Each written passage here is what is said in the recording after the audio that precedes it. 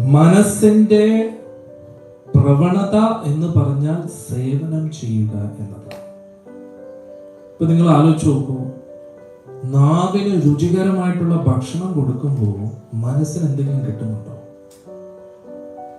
പിന്നെ മനസ്സിന് എന്തിനാണ് ഇത്രയും വെപ്രാളം? നാവിന്റെ തുമ്പത്ത് ഇഷ്ടമുള്ള ഭക്ഷണം വെക്കാൻ ആലോചിച്ചിട്ടുണ്ടോ? മനസ്സിനൊന്നും കിട്ടുന്നില്ലല്ലോ, അല്ലേ? ഒരു രസം.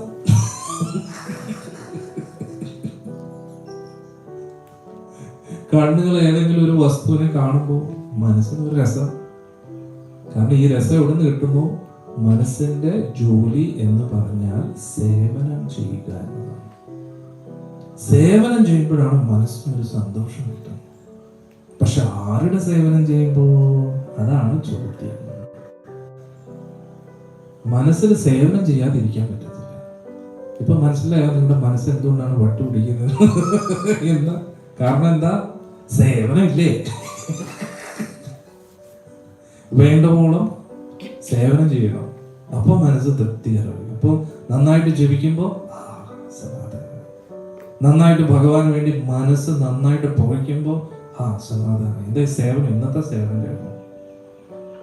പക്ഷേ രണ്ട് ഓപ്ഷനേ നമുക്കുള്ളൂ. ഇന്ദ്രിയങ്ങളെ ഭൗതിക വിഷയങ്ങൾക്ക് വേണ്ടി ഉപയോഗിക്കണോ അതോ ഭഗവാന് വേണ്ടി ഉപയോഗിക്കണോ? മനസ്സിലാവുന്നുണ്ടോ? ഏതെങ്കിലും ഒന്നിൽ മനസ്സ് ഏർപ്പെട്ടേ പറ്റൂ. കാരണം മനസ്സെന്ന് പറഞ്ഞാൽ ആരാ? ജോലിക്കാരനാണ്. ആർക്കെങ്കിലും ഒരാൾക്ക് വേണ്ടി ജോലി ചെയ്യും. ഒന്നുകിൽ ഇന്ദ്രിയങ്ങൾക്ക് വേണ്ടി, അല്ലെങ്കിൽ ആർക്ക് വേണ്ടി? ഭഗവാൻ.